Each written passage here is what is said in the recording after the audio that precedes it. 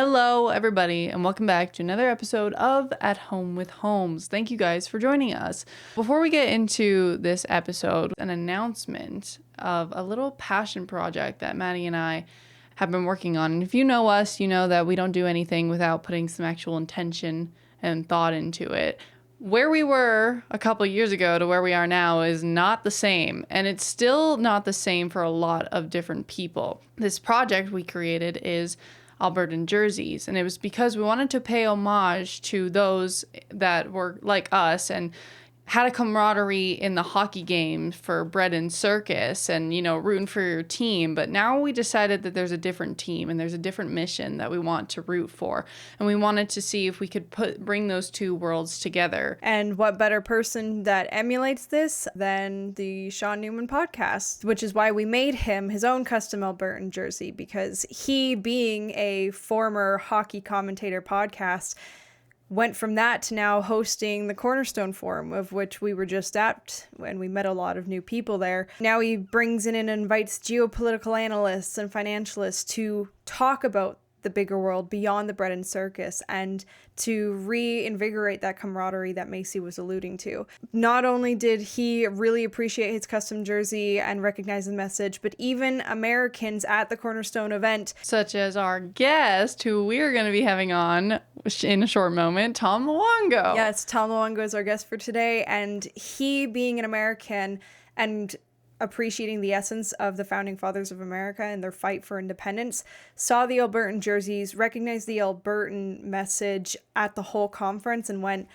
I need one of those, because this jersey represents the camaraderie that goes beyond Alberta, and Americans and even Ontarians were recognizing this and wanting an Alberta jersey. So if you would like to support this message and also follow the essence that Sean Newman and Tom Luongo stand for, you can go to our Buy Me a Coffee and pick up your own Alberta jersey, as well as you can buy us a matcha here. Both support our work and help us to continue to do the podcast and spread the values that we love. Yeah, so without further ado, we hope you guys enjoyed the episode. Thank you for listening to our little tidbit. And now let's get on with the episode. Alrighty, everybody, welcome back to another episode of At Home with Holmes. This is actually segment 3 regarding whose battlefield are we on. And today we have, for the first time, Mr. Tom Luongo. And woo! We will try to keep the fangirling and boying down to a minimum. I never made that promise. And to start this segment off, the reason that we really thought Tom would be a fantastic pick for it is because listening to his podcast as often as our whole clan has, he has exclaimed that he has had to change his own axioms basically on a regular basis. And so we want to go through his journey on how difficult is that and has that been for him, going from learning about Austrian School of Economics and then expanding into the history of that and how it's actually a part of the dichotomy between London and the Austrian School of Economics, two wings of the same bird, essentially. And then also the idea of communism, how that looked back then when he first started looking into it, and then again, getting more history, is what is that like now today? And even his idea of libertarianism as somebody who formerly identified as a libertarian, how that has changed. So this is an individual kind of like Colonel Towner, where he has been hit with research and information that has had him change his mind on a daily basis. And the whole point of this segment is to walk people through the fact that intelligent people like this are partly the way that they are because they've had to change their mind and they really have had to do the digging and you know, expand their neuroplasticity by being flexible with their minds and their ideas and their axioms. And so, Tom, that is the context for why we are having you on, and we want to start there with all of these axiom shifts that you've had to do. What is it like? How are you still changing axioms? Who you thought was the bad guy in the beginning compared to now, and how that has changed. That's kind of the theme for today's episode. And before we cut you loose, I just want to add to the frame, because a lot of the things is why are me and my family doing this? And we're doing this for people in Alberta because we have a very, very crucial situation happening with the independence movement. And there's a lot of psyops, and we have a lot of NGOs that are operating within our province right now that are helping with nudging and moving. And all too often people get what we call in our family left hemisphere locked. So they get small amounts of information to come to grandiose conclusions. So we make this reference because we've studied Dr. Ian McGilchrist's work emphatically. And so we want to give our fellow citizens tools so that they recognize their own humanity in this process, our fallibility in this process, but that we also have to like do the mental bench pressing, because otherwise we won't be able to achieve our sovereign nation, because we're going to fall for the traps and the pitfalls. And changing your mind is a part of that journey. So go ahead, Tom. Oh, no, that's all phenomenal. Like I too. I mean, I'm going to be honest with you. I get the Cliff Notes version of stuff like Ian McGilchrist because that's what my wife does. I don't. I'll be honest with you. I don't have the time. And but this is where my wife. I know you guys have met when we were up at Cornerstone. Fantastic You realize lady. how. Yeah, she really is, and that maybe the smartest person I know. And I don't say that lightly. Or because I have to, because she's not standing behind me, by the way. So actually she's playing auntie to our new neighbors next door. And we're up here in the wilds. We're up here in the wilds of Tennessee, away from humanity, because well, I like to hedge my bets like anybody else in the capital markets. So what I would say is, if you want to go, I guess where to start, like who was the enemy for me? I know when I was 12, I was always like, well, there's no difference between these people. Like I could see the Uniparty when I was 12 in the United States, right? And I was, I hate you may be shocked to find out that I was apolitical until I was about 30, right? I mean, Dexter Wyatt, my partner in crime over Gold Ghosts and Guns, was likes to say, we met when Tom was a Democrat. Like I wouldn't go. I don't know that I go that far, but I would say, we were in our late teen. I was 20, 21, I think, when we finally met, and because he's a couple of years younger than I am, and he's about the same age as my wife, and I just didn't care. I was looking at things I was looking at things very much, philosophically. I was trying to find a philosophical center in a kind of post Catholicism upbringing, right? So I come into, I get raised very Catholic, right? Thomas Francis Paul Luongo, and with a mom who's a failed nun, right? And my dad, who I find out after he's dead, was probably a sedevacanist who never accepted Vatican II and was like wouldn't set foot in the Catholic Church and blah blah blah blah. I mean, I think he was actually relieved that both of my sisters married divorced men or whatever, and we didn't actually have to have the wedding in a Catholic church because he didn't want to be there. I'm dead serious. Like I thought he was religious because he was a cop and he'd seen everything imaginable. He's like, no, I saw him in church twice, and once for a funeral, and once was for a midnight mass. At Christmas, when my mom basically browbeat him into taking the children to midnight mass before Christmas dinner, because she had no time to take us the next morning because she was making dinner for 15 people, and she just basically beat him over the head with a rolling pin and made him go. And he stood in the back of the church scowling the entire time. It was hilarious. Yeah, and I think about it. And so you have that kind of background, right? And you go to college and you're like, you spend your teens reading Philip K. Dick and every apocalyptic and type of science fiction you could, and all of this iconoclastic literature, and you just don't give a shit. Like, I'll be honest with you just don't care. Because you're trying to find your center in the world, right? And what you realize is that what you're doing is all of this deep intellectual work, whether you realize it or not. Without having read Aristotle or without having read any of the classics, but you've read all the modern classics that are all built on that, and then you just back. And for me, I just did the job of backfilling and having people around me who were capable of helping me fill in the gaps, right? And I am a quick learner in that respect, and I can see things. I can take small bits of information and then extrapolate them. That's kind of what I do, right? So, but it is with the opening you said about there being this problem of people being left brain dominant in the Ian McGilchrist model of human consciousness or whatever, brain chemistry. You realize that kind of thinking, that kind of you can call it monolithic thinking, you can call it single target thinking, you can call it, like at the end of the day, the right hemisphere is the target acquisition, identifies the target, and the left brain then, puts the targeting reticle on it. And then, but if the left brain gets dominant, all you see is the targeting reticle. Right. And you can't see anything else. You can't look away from that target, and there's another threat coming in from Nice over the analogy. horizon.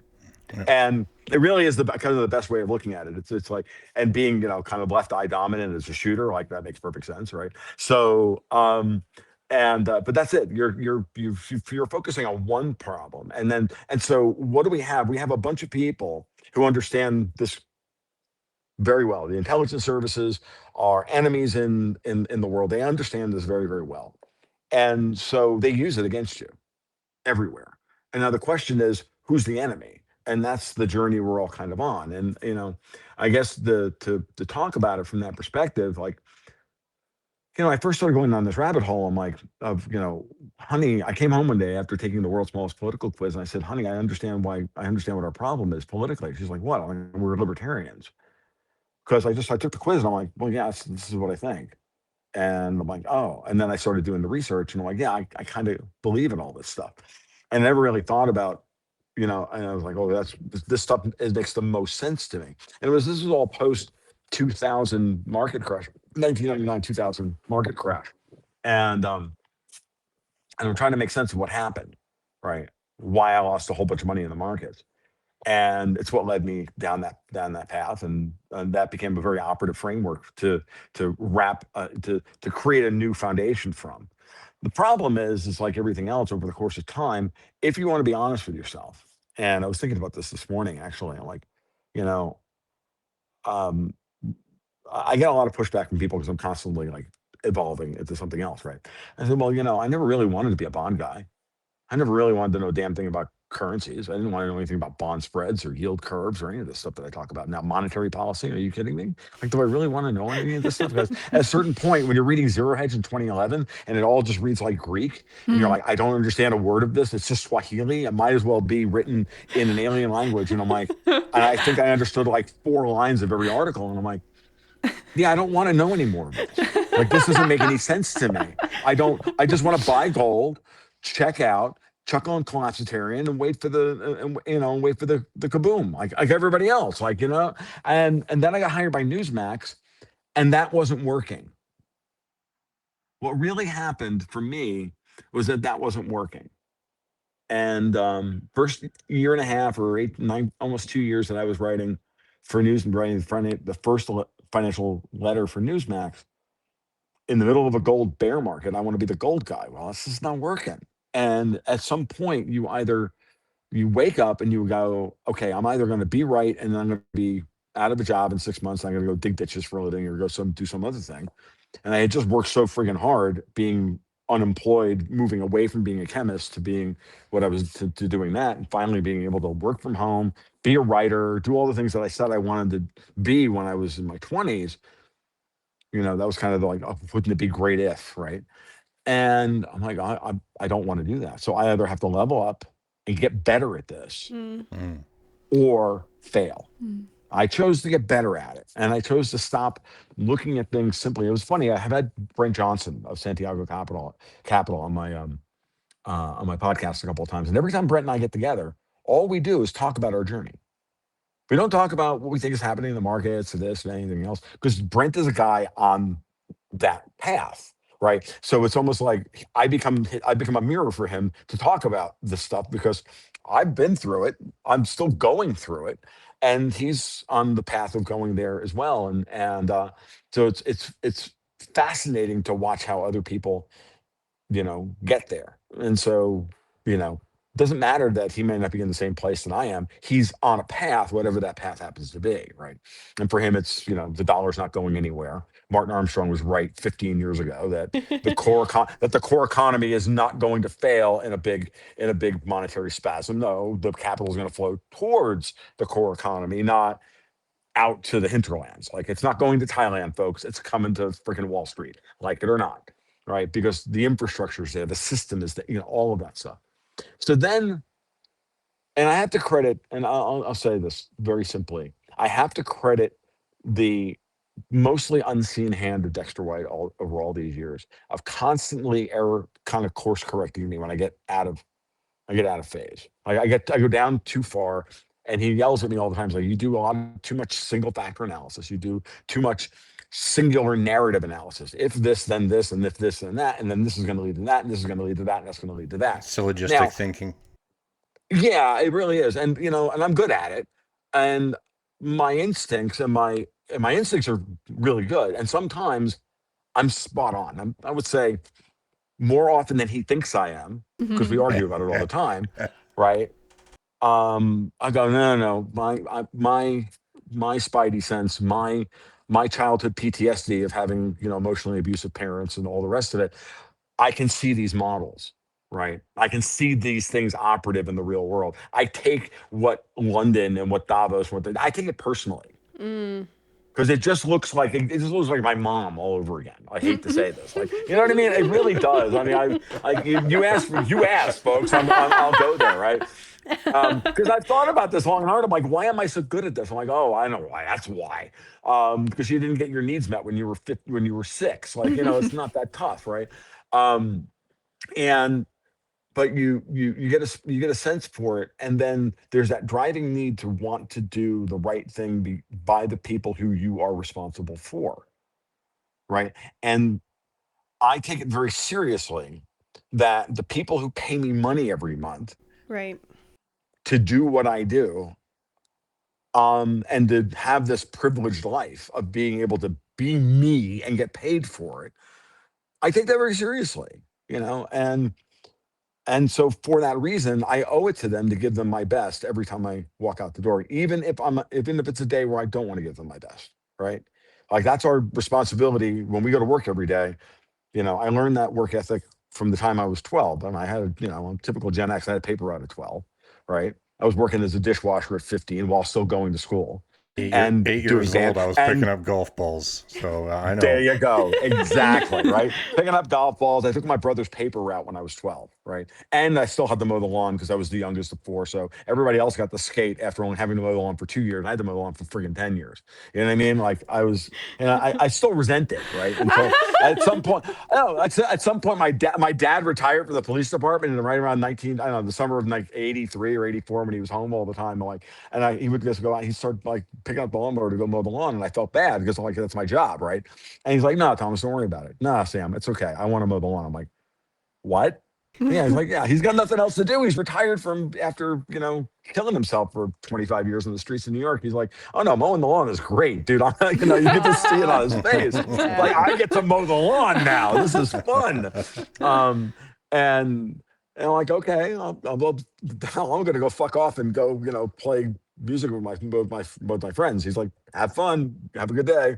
I couldn't say that to him because of where I wasn't allowed to use that language when I was in my house. So I have to make up for my childhood now. And I'm still not quite, I still haven't quite made up the deficit yet. But when you go through all of it that way, right, you say, okay, that responsibility is a big deal. And that's what it gets down to when I was talking about when I first worked for Newsmax and everything wasn't working. I really did feel that it wasn't just the pressure of, oh shit, I'm going to be back, I'm going to be, back digging ditches, or I might lose a house and living out of my fucking car or some shit. That was there, right? But it was also, I must be doing something wrong. And so now I got to get better. So now we got to really dig into what the politics behind gold are, what the structure of the gold market looks like, why this, why. Now, I'd already been doing a lot of that stuff anyway, but I only wanted to interface with it at the level that I wanted to interface with it, as opposed to the way I needed to level up to interface with it and be good at it. There is an infinite gulf between what we want to do and what we need to do in this respect. Yeah, it's right? the ought versus is paradigm, right? So. Mm-hmm. Yeah. Mm-hmm. So, hold on. Sorry about that, but hey, it's not a good cigar, but it's mine. So so you start with that responsibility, which again goes back to the work ethic that was instilled to you. When you do something, you do it right. If you're gonna get paid for it, you do it right. When I'm not getting paid for something, oh Christ, my work ethic is terrible. right? But when I'm getting paid, I found that my daughter's exactly the same way. She's like the laziest girl in the world until somebody's going to throw money at her. Then she does a great job. It's all, she's very money motivated, which is a good thing, at this point. When your life depends upon it, when all the people that you care about depend on you to be better, then you have to be better. It's not just the patrons, it's not just the people who are paying for the newsletters, it's not just Newsmax, but it's the wife, the daughter, the dogs at that time, the goats, everybody, all of that stuff was on my head, right? And I had taken on the responsibility that we had made the decision my wife would be a stay-at-home mom and raise the daughter. We tried the homeschooling thing, it didn't quite work. Um, and I felt like an abject failure after I got laid off from my last chemist job, and my wife had to go back to work at the Lowe's, like $9 an hour, just to put enough money in the bank account to put food on the table. And it's what she was doing, you know. After driving 23 miles each way back and forth to Lowe's in Gainesville, making $9 an hour. She was bringing home three. After wear and tear on the car and this, that, everything else, she's working for $3 an hour. She's killing herself, right?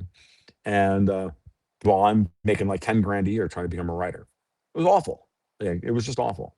So when you've lived like that, there's two things that go through your head. One, I'm never going to live like that again. And two, the best path to not living like that again is to do the work necessary to get better at what you're doing.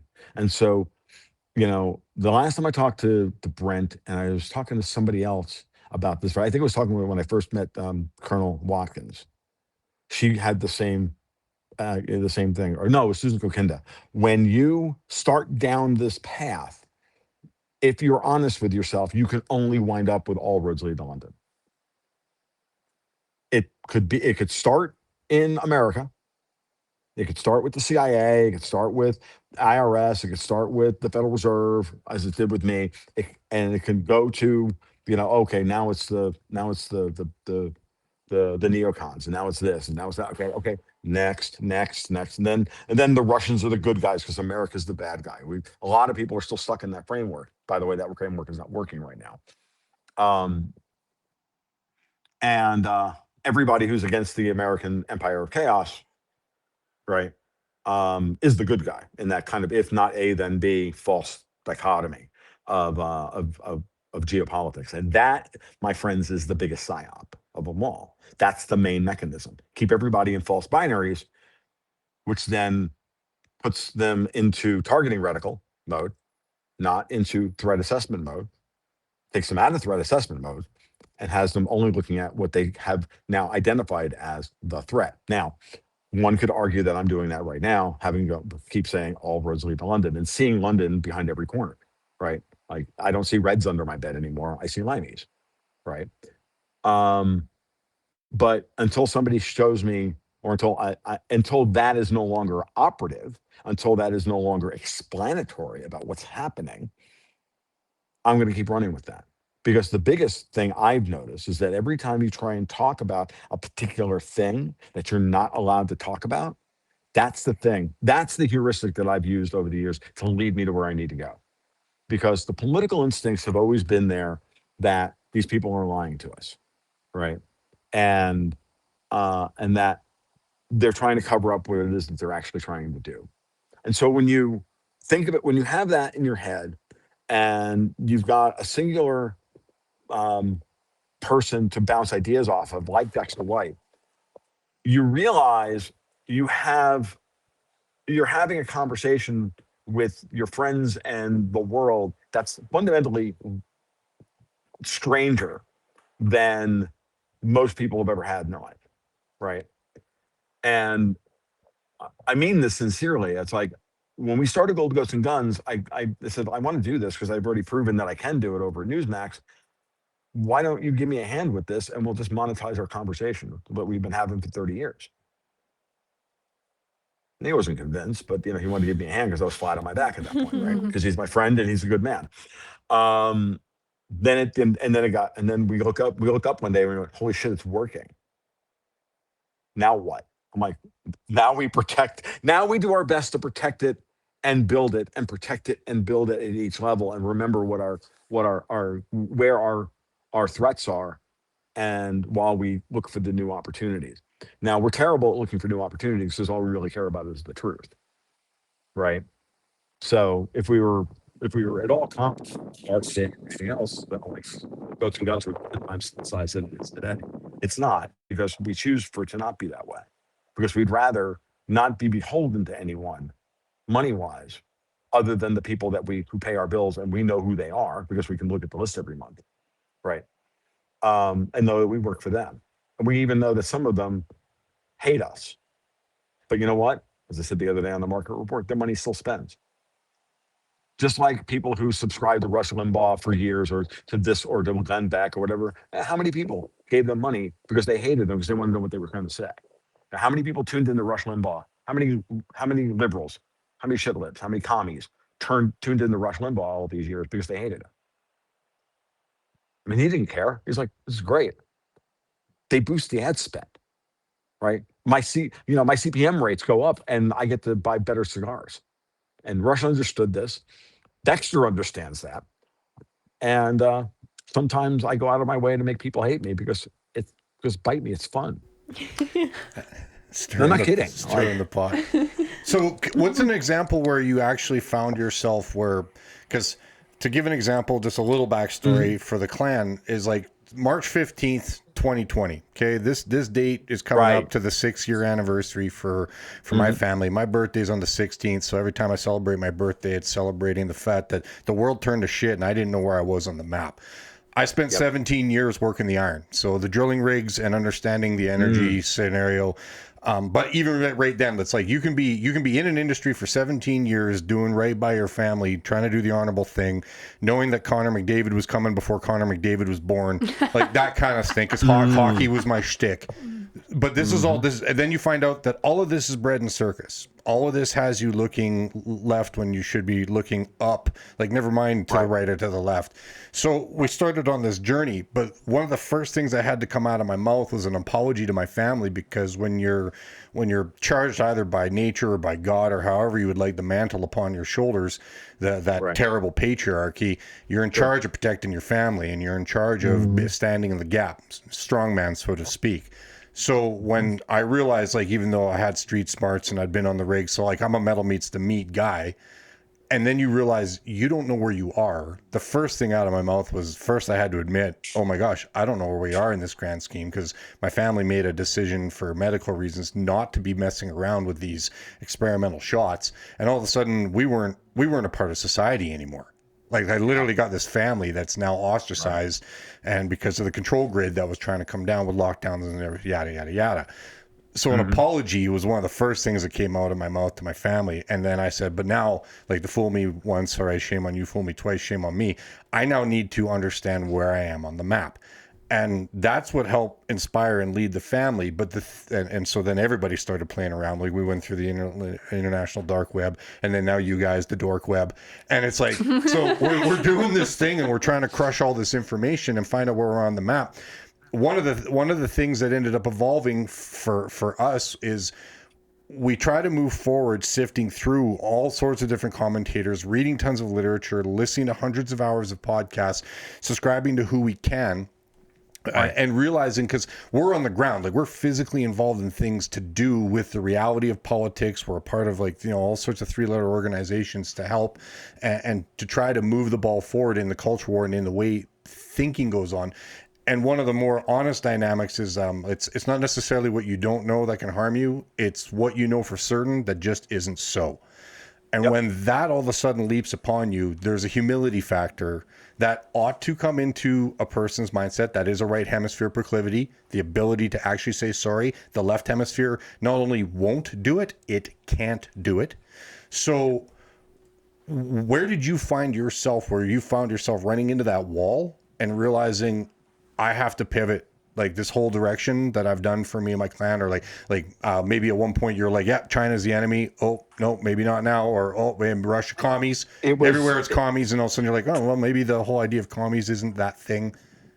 No. Commies are always the problem. Yeah, I was using it just as I know that's easy. But for me, it was the euro versus the dollar. I was a dollar. I hate the dollar, so I love gold. And there's a lot of guys in that space that are still in that mindset. They're the gold only bugs. They hate Bitcoin. They hate everything that's not gold, and they hate the dollar, and thereby, by extension, they hate the United States, and thereby, because they hate the Federal Reserve, because then they hate the United States, then they hate the foreign policy, then they hate the military-industrial complex, then they hate pharma, then they hate this, and they hate Right. this, and they hate Okay. this, and that, Okay. and it's all that, and you can't get them out of it. For me, and for me, it was, oh Christ, Marty's right. Capital is going to flow towards the dollar, not away from it. And I went, oh. And it was January of 2015. I'm sitting there writing, or Christmas 2015, or right around that point. So I've been working for Newsmax, I think, just over 2 years at that point. And I was writing, I think at that point, it would be either the January or the February issue. I was writing this, and I'm like, this is not working. And I think I've been wrong.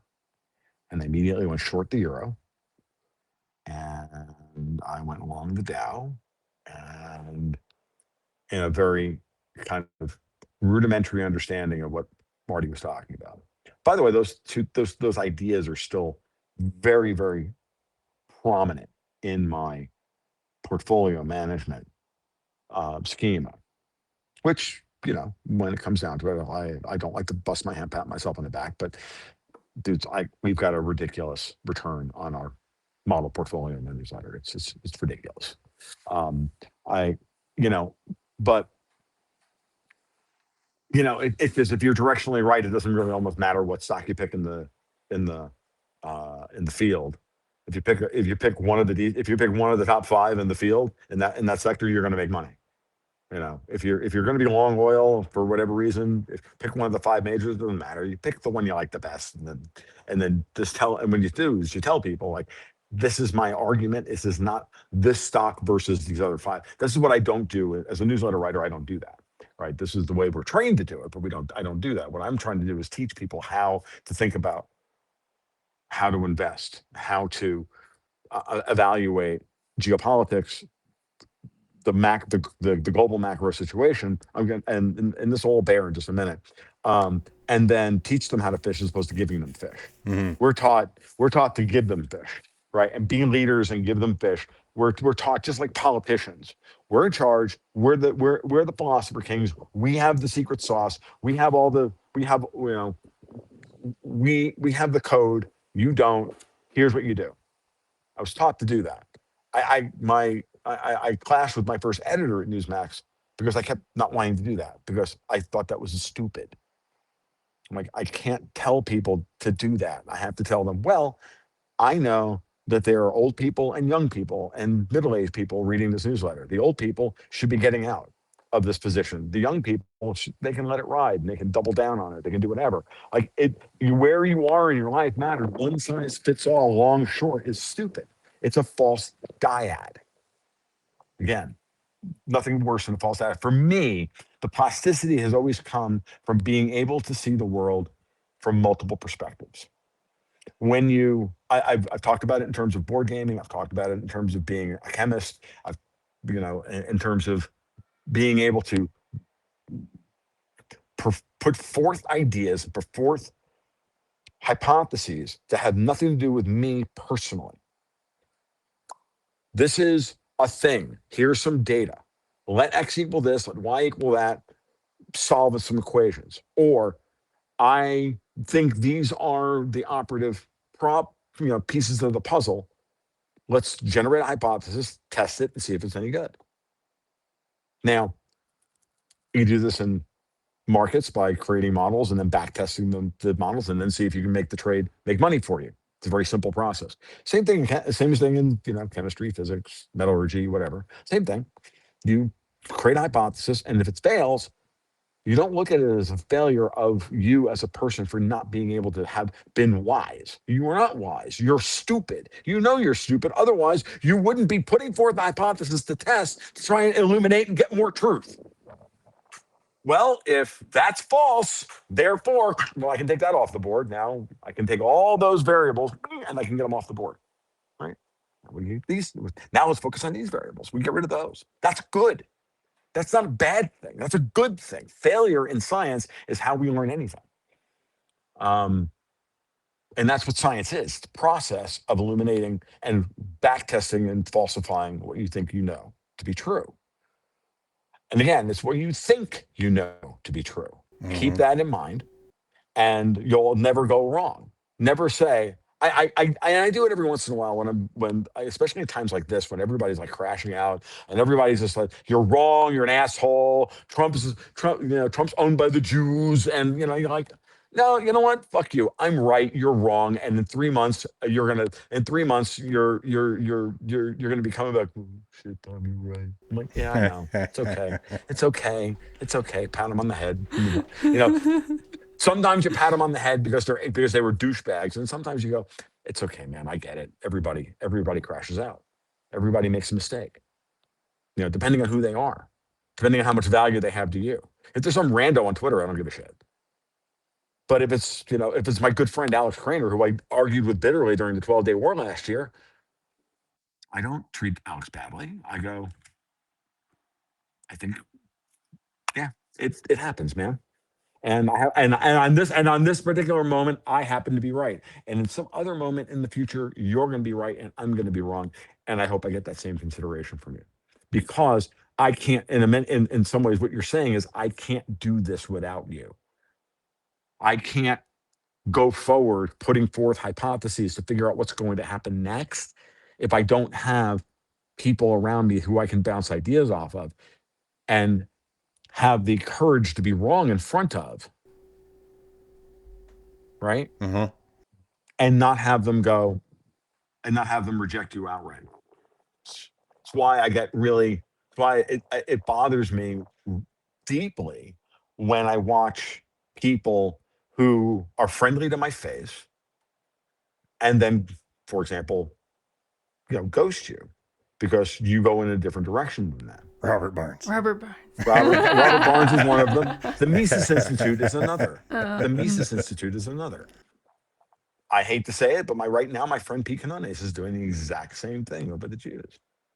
And I hate to say that. And I know what he's saying about me behind the scenes. Yeah. And I'll be honest with you, I don't care. No, when Pete finally wakes up and he comes to me and he apologizes, which he will, or he won't. And if he doesn't, he doesn't. But if he does, I'll be like, yeah, man, it sucks. It's okay. Come on, we get a drink. Why? Because that's what you're supposed to do. If they're your friends, they're your friends. If they're not your friends, they're not your friends. Like, Right. it would say, I've noticed that being a pattern as well. Even like, it doesn't matter what community it is. Like, again, you get stuck on the labels, but human beings in general, we are apt to have these problems. No, but I was gonna say that it seems like you get so married to your idea and your hypothesis that you start sacrificing the humanity of the people that you're trying to have a discussion with, because it was like you can even have discussions and topics about like, I don't know, philosophical ideas, for example. Like, it doesn't even have to necessarily be something that's particularly scientific, which I think that you're mistaken to think that you won't adopt some sort of philosophy in your scientific discoveries, because eliminating them, you can't eliminate yourself, and we are very philosophical in nature. But even when you're going down topics of morality, or of topics of the soul, or of topics of reason, right? You can have arguments with people about those things. And it's funny because you're thinking to yourself, you're like, we're arguing about things like the soul, like morality, like all of these things that seem so pure and on face value. But you yourself, in your demonstration of how you choose to, I guess, argue with this person and like have the discussion with this person, are eliminating all of the things that you quote unquote seem to be talking about. It's almost like you're not paying attention to what's even coming out of your face, because it's like the most trying to talk about things that are very human in the most inhuman way, and it's very, very daunting. It can be, and I'm not going to say that I'm not flawed and I don't fail, I'm not. Oh, I mean, I do it. We all do it. Like we all make mistakes in the moment. And when in an argument with somebody, we all get, someone triggers us, and they push a button on you, and sometimes they push the buttons on purpose. And the minute one of the things I've noted is I can, I can separate. If I've got a good relationship with somebody who's disagreeing with me, right? I can realize that they're not trying to push my buttons. I can keep that in my head the entire time. When I have somebody who is, you can tell, I can always tell the difference. This gets back to the one of the things that I'm very good at recognizing. I'm not very good at controlling my reaction to. Okay. Which is when I know that somebody's intentionally pushing my buttons. I give it to them both barrels. I just do not care. If anything, I will go and try and find one of those tri-barrel shotguns and load it up with slugs. And okay, like I'm not going to stand for that. When you know, I never stood for it. I don't like it. Um, you know, if you disagree with me, fine. I don't care. Like for example, for example, Robert Barnes for years disagreed with my take on the euro dollar or so for LIBOR, all this stuff. I had people in the background constantly. It's like, dude, you need to get Tom on. You need to let him explain this side of the story. And nope, I disagree. And then he goes out later on, and apparently he's out there lying. So, oh, Tom's gonna, he's welcome on the show whenever he wants. Really? Well, 4 years. Interesting. And again, like I know what that looks like. That's a gatekeeper. That's a guy playing the game to keep people in a particular mindset. Is actually doing yeoman's work to make himself look better than he actually is. I don't care. I'd be happy to have a conversation with somebody if we're going to have an uncomfortable conversation, as long as we know it's going to be uncomfortable, and it's somebody who's going to treat it with respect. That's fine. When I have told this story before. For example, when I used to do every Friday morning on Fault Lines with Lisa Ranahan and Garland Nixon during COVID, right? Don't know where you are, right? That period, Lee's crashing out left and right, telling everybody, "Oh my God, we are all," and I could tell, I knew it was coming, that he was going to like take me to the woodshed and going to use me as an example and go after me on air, live on air. And I'm like, you know what? No, sorry. You're going to start down this route. You're going to start interrogating me on live on national radio. I have this thing called the off button. Yeah. And I can hang up at any moment. And I did. And that was that. And I just walked off. Because when you're dealing with somebody at that moment, you're either dealing with a narcissist, or you're dealing with somebody who's completely left brain possessed and is not listening and needs to get and needs to push your buttons and needs to win. You're not going to have communication at that point. Nah, you see the glaze come over their eyes, and you're like, okay, yeah. Yeah. The worst is even worse than that one is when you've got them dead to rights on their shitty argument, and then you watch their eyes go back and forth real quick. It'll happen every time. Like you catch them in the logic trap of their own argument. You use the Socratic method on them. You're just like, oh, well, if that's the case, well, then this, and they go, and their eyes go back and forth as they search for an answer out of it, and they go, oh shit, and I don't want to talk about this anymore. Oh, interesting. And then they get really angry, and then they just shut down, and they're like, okay, we're done now. Yeah, anger and confabulation are also left hemisphere proclivities. Yeah. So I mean, what my anger comes from a deep-seated need to want to win and to have children stop being trafficked. That's kind of that's my basic thing. I would like for the technocratic pedophilic elite, otherwise known as TPE, or otherwise known as these fucking people, to stop trafficking children and steal all of our money and turn us into their techno slaves. Like, I don't want to live like that anymore. As a matter of fact, I refuse to live like that anymore. I just refuse. And you shoot Charlie Kirk on live on TV, live or on live from Golgotha. It's the crucifixion. Excuse me, like the Gore Vidal novel, Live from Golgotha. You're like, no, we're not doing this. We're not going to live like this anymore. There's none of this pleading. We shouldn't have to live like this anymore. There comes a point where you have to, this is when you stop and you go, that's enough. That's as far as you will push me. We will not live like this anymore. It's a much different statement than we shouldn't have to live like this. That's pleading. That's bargaining. I don't bargain anymore. I'm Tommy Lee Jones in the Fugitive. I don't bargain. No, we are going to take care of this problem. You're not going to treat us like this. This is my boundary. You don't get to do political assassinations live from Golgotha. Sorry, doesn't work that way. And then you want to what? Going to substitute Jack Posobiec in for Charlie Kirk? Really? Well, one's an That agent. dick? I saw this coming Sorry, 7 did I years say ago. that out loud about Jack Posobiec? Sorry, I didn't mean to say that. I said this guess. 9 years ago about Jack Posobiec when I was there watching him do stunt journalism on Periscope back during the 2016 campaign. He was being groomed then. Okay? He was listening to my live streams and then putting my arguments on OANN without attribution. I know that. We called him out on it. He blocked me and Halsey English called him out on it. And he blocked both of us. Hasn't talked to us since. I'm like, well, you don't like shit for me anymore. But that guy was clearly, and he wrapped himself in the Jesus flag and the whole nine. It was, oh my God. Like you could see it coming for years. You ask yourself the question, I'm in the middle of this. What do I do? How do I live this life in such a way that I know where I am? Well, you keep your principles firmly in the core of your being, is that human beings should not have to live like this. And therefore, how are we going to go from that's my ethos, human beings shouldn't have to live like this, to the telos of we are not going to live like this. We are going to build that thing into reality. You have a principle, and that principle becomes the foundation on which you build a real thing. Right? Otherwise, it's not worth anything. So if you have a political philosophy, you should be able to build a political movement off of it. If you have a personal philosophy, well, then you build a personal life and then stay out of politics, because politics is not a personal thing. Politics is a communal thing. It's a community thing.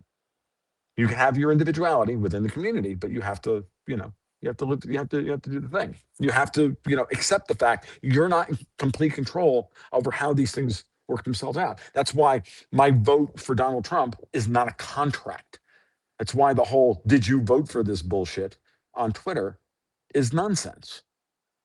I voted for him to fix things. He's going to do things differently than what I wanted him to do. And if he only does 60% of the things that I wanted him to do, that's better than what I got from Kamala Harris, because I got 0 from Kamala Harris. So as far as I'm concerned, I'm ahead 60%.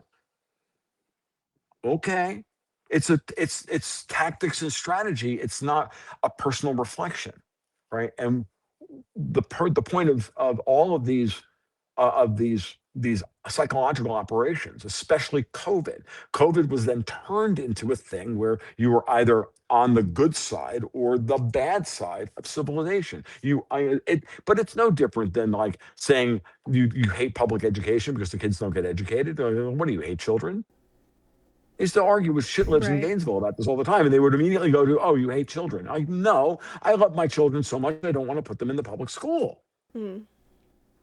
Because I don't want them to just, as one prominent my friend of mine who was a lovely little libertarian woman, she said, I say little, she was like 5'1", but she was like a firebrand. I mean, 5'1", full of, oh my God, radical, right? She said, no, it's just like prison, except you get to stay at home at night.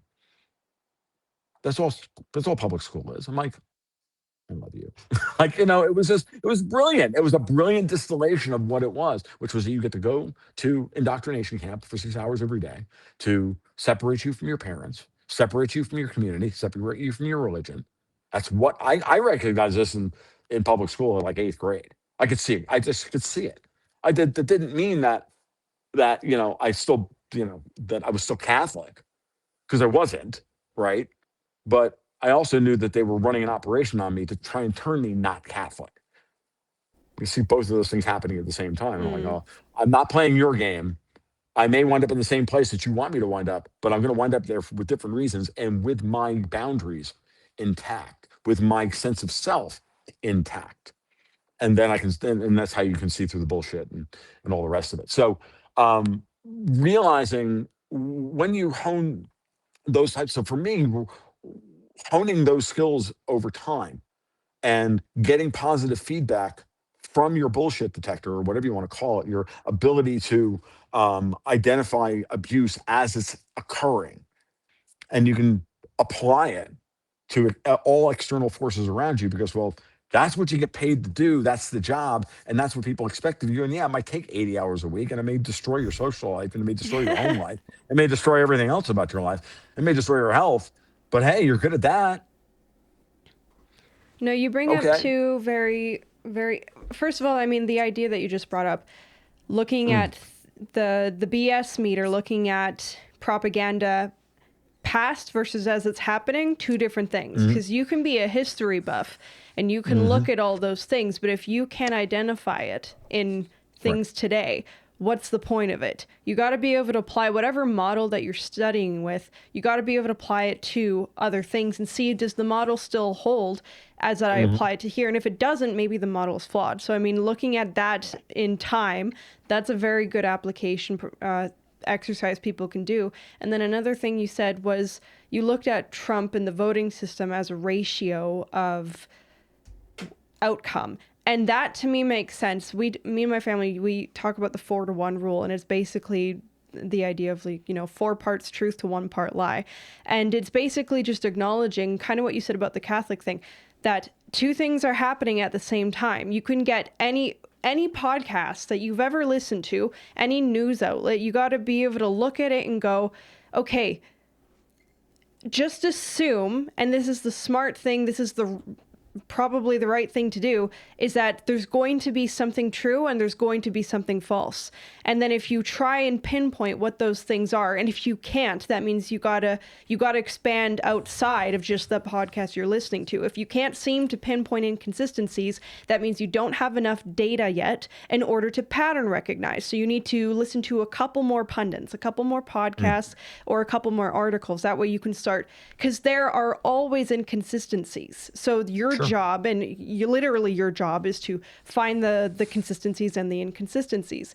And I think if everybody, that's the nice thing about, the way you've kind of painted your life and how you've started aligning your framing, really everybody could benefit from trying to do that analytical mind, being able to find, okay, what is the pattern? That's literally your job, to identify patterns.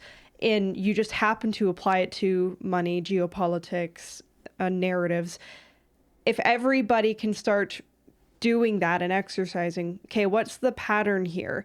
And that's, again, in order to do that, you really do have to expand to enough data and sources that you can paint a picture, because really you can't do that with just one source.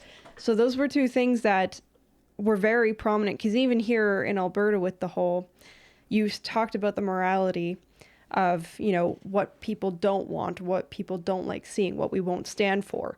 And I've heard Canadians and Albertans, they won't stand for injustice done to other people. And so when you get communism, as they would put, they hate China because of what Mao did, or they think that it's injustices are still being done in those countries. And so same thing you said about the US, this empire again, but they haven't gone deeper than to look, okay, what exactly is the thing behind that empire, or who are the specific players? Where would you go for that? Because people will see the injustices, or on face value, it looks like it's against all of their morals and it's against everything they're for. How do you get past that to go, is that really what they're showing me? Are the injustices even truly occurring? Right. Because there's a lot of BS going on in Canada about China. And it's taken us a lot of hard work to all of a sudden, we just put the brakes on and went, is China really the bad guy for what's going on in Canada? Or did we just get 4.1 million people that Xi kicked out of China that were more British assets, and they flooded our zone? Because if you kick out 4.1 million people out of their country of 1.6 billion, that ain't nothing but a speed bump in a population demographic change. But you had 4.1 agents into New York through things like the New Tang Dynasty, the Falun Gong, Jack Ma, and then all of a sudden you hit Vancouver, as lots of people in Canada jokingly call it, and you hit them with a flood in 2012, a flood in 2019 for these people through Operation Yellowbird that came out of China. And then all of a sudden they're busy going, "Oh, China's bad. It did this thing." And in the meantime, I'm going, I think we just got all our operatives back. I don't know if this is actually what we're being told it is. Man, I'm gonna swerve away from the specifics about China because I don't Sure. think it's operative to what we're talking about. But what you have to realize is a couple of things. Like you're watching a podcast and you're watching somebody say something that doesn't make any sense to you, or more appropriate, you get done listening to somebody's presentation and you're more confused than you were before. Even the there's two possible outcomes. One, you are just ignorant. And I'm not saying stupid. I'm saying ignorant of what it is that that person is trying to convey. I run into this all the time. People yell at me all the time. Tom, bring it down 2, 3 levels here. You're going too fast for everybody. You clearly you have a framework and you're trying to get across a tremendous amount of information in a short amount of time. But people haven't even like started to figure out what game we're playing, and you're already telling them about the strategy of how to do a suicide squeeze to get the guy in from third to win the game in the ninth inning. Like, oh, we're playing baseball. Right. Got it. Sorry, I forgot we were playing baseball. Yeah. Oh, by the way, we're playing baseball and we're in this situation. That's that's one model. And I'm going to, say that that's honestly what I do. I'm not trying to be a gatekeeper. I'm not trying to obfuscate the truth. I'm trying to get as much information to you as I think you need in order to make my argument complete. Right. That's the way I do things. You can choose to disbelieve that. I know that the present audience does not believe that, but I'm saying, anybody in the audience and you're not sure whether that's my method, right? It's not always effective. I will go on a podcast and I'll have my good days and I'll have my bad days, right? It's like Groucho Marx, once looked at the camera in the middle of Duck Soup and went, "They can't all be good." Like because those movies were made live. Like literally, they filmed them live in an hour and a half. Like it took them 2 hours to make the freaking movie. All that stuff was done in one take, live, and half the time completely improvised, which is what was brilliant about the Marx Brothers. But what the other side of that is the gatekeeper, the real intentional operative who is trying to direct you away from the truth is about to come out, and they are the gatekeepers to make sure that that truth doesn't come out, and they swerve you away from somebody else. It's interesting what I've noted in the last year or so is we've gone since Trump came back to power. I'm looking at my own history now, and I think back to when we started Gold Goats and Guns, when I started writing for Strategic Culture Foundation. I started writing for this company. I was just writing for whoever would pay me because I needed to put money, I needed to put food on the table, right? And I say this, in all honesty, knowing full well that when I got hired by them, that they were probably funded by the Russian FSB, and I didn't care. They were paying me $150 an article, and I needed the money, right? But they never put any restrictions on what I wrote. But of course, what I was writing at the time, because of my framework, it jived with what they want, with the message that they wanted to get out there. So it was so everybody was fine. But I was writing all of that stuff honestly, right? The same thing with Newsmax. Like they've never really put any editorial control over me. As a matter of fact, I got fired from Newsmax, I think, the first time because I was too pro-Russian. They were going through a shift. They were going through an internal reorganization and everything else, and I was an easy fire at that point. No blame, no shame. It is what it is. I knew I could have rewritten. I could have moved my newsletter into a different direction in order to save my job, but I refused to do that. The guy who took over said, "I'm getting rid of him." Okay, and that was that. And I I was smart in how I maintained my relationship with them, so that when the world turned back, and I was now a valuable asset, then they rehired me in 2020, and I'm now doing Ultimate Wealth Report and have been now for 6 years, which is amazing. Because usually 4 years is about what you get on a newsletter. By the way, it's like the normal lifespan for a newsletter editor is about 4 years, with very very small, very very few exceptions of like that. So you have gatekeepers, and so what I've realized is that over the course of the 9 years now that I've been doing this under this rubric, I was being scouted from the beginning by intelligence assets. And relationships were developed that were clearly trying to keep me in a particular frame of mind and a particular mode of operation. And if I stayed in that framework, I could have probably continued to, move up along that curve. But what I found was that as I started to move away from that, as my inquisition into what I thought was the truth, which is I kept moving closer and closer and closer to London, I found more and more doors that I should have been able to level up into the next layer Right. were all shut off from me. So And your I'll give stock you, value wasn't allowed to go up. wasn't allowed to go up. I wasn't deplatformed. I was just Right. right now. I was just quietly ignored. And that's why I can tell the story of last time I had Robert Barnes on my podcast. We had a lovely chat. We got finished. Sounded like we were, you can listen to the podcast. It didn't sound like I did. we ended on bad terms. With bad terms, that as I shut everything off, I said, hey, Robert, great talk. We'll do it again in a couple of months. If you wouldn't mind, put me in touch, give me an introduction. Let's get Viva on the podcast. It would be great. I'd love to meet him, do the thing. That was the last I heard from him. 3 emails later, multiple DMs. I'm like, what's going on here? So clearly something was going on. The next time I hear from Robert Barnes was in November when he comes after me on Twitter about my belief system about London, SOFR versus LIBOR, all of that stuff.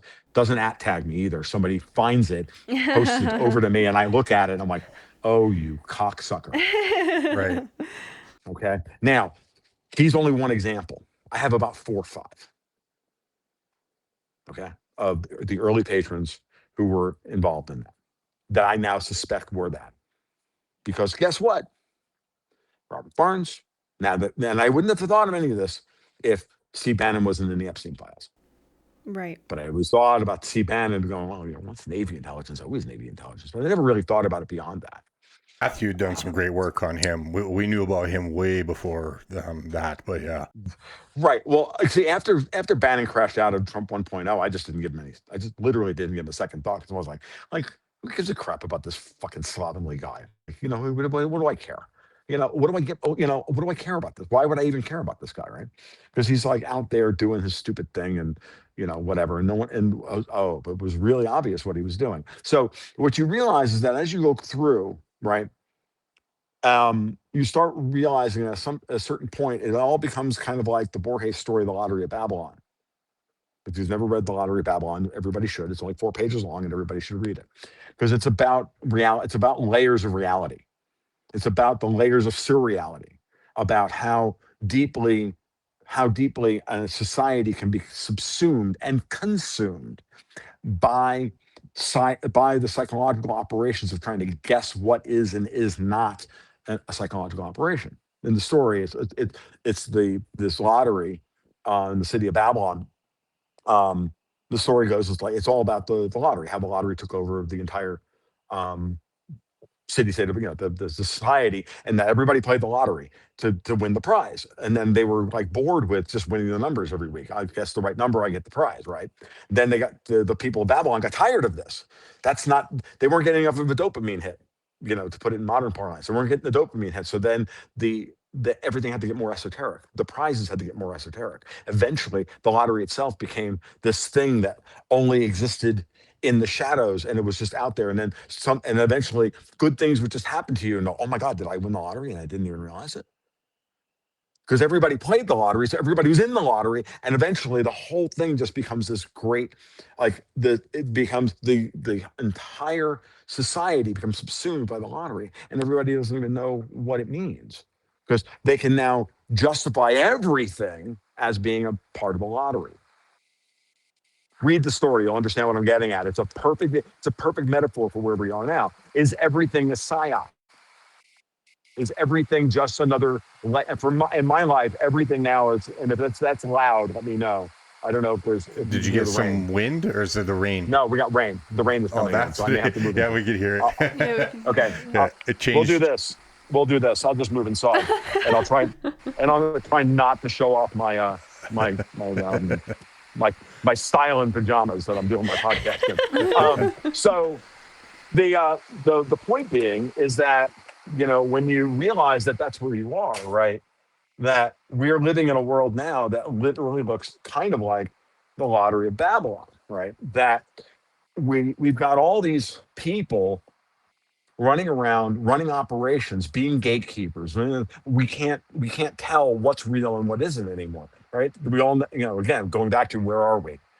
I don't know where we are, because we could be anywhere in this process. So the question then is, you have to start going through and looking for incentives.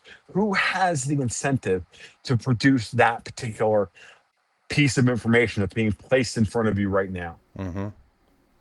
And once you understand that the most important question of the age is, why do they want you to know this particular thing today? Yeah, and who benefits if you think that way? Right. So now, once you do that, now you can start to go back and identify who benefits, and then see if that tracks. And if it tracks to that, great. If you can come up with 3 or 4 different people who could benefit from that, then you have to start looking at, are they working together? Is it happenstance? Are they just piggybacking? Yada, yada, yada. So, and then you also can then layer in history, right? As was just pointed out, to try and put it all into a context, into a rational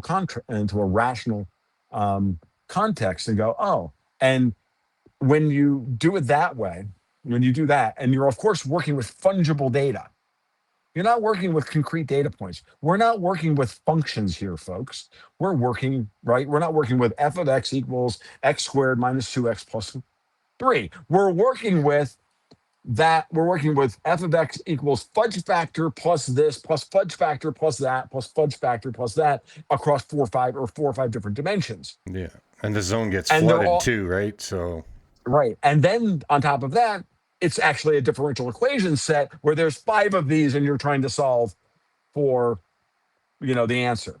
Politics, by its very nature, has fungible data. You will only ever see the reflection of power. You will rarely actually see power manifest itself. So what you have to do is in mathematic terms, you have to do what's called Bayesian statistics.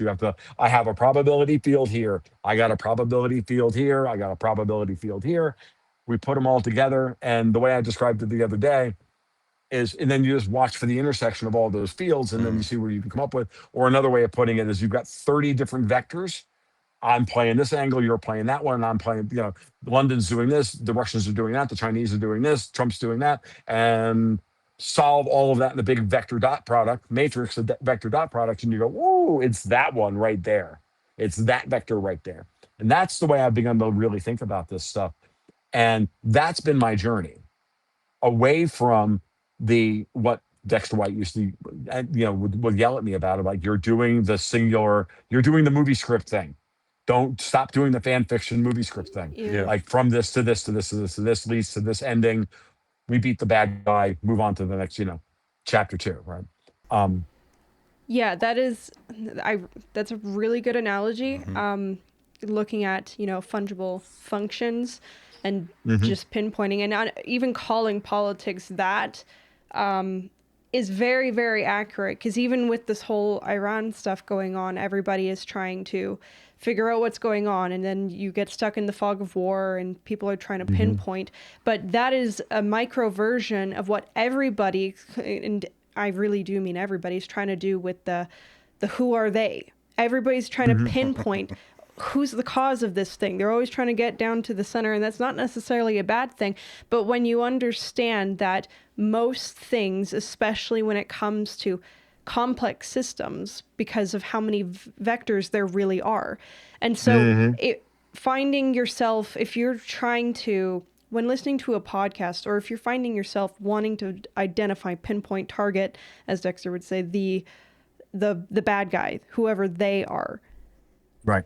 refrain if you can, because there's probably either it's not them, but it's a version of them in comparison or in partnership with somebody else. Assume that it's not just this one thing. If you've come down to you think you know who they are, you're probably wrong, because even shows like Tom, what you do, as you just described, you recognize a bunch of vectors. And so even though you will come down to City of London, I've heard you on your podcast, when you say City of London, you mean 30 different organizations. You don't mean City of London. Doubt. And so...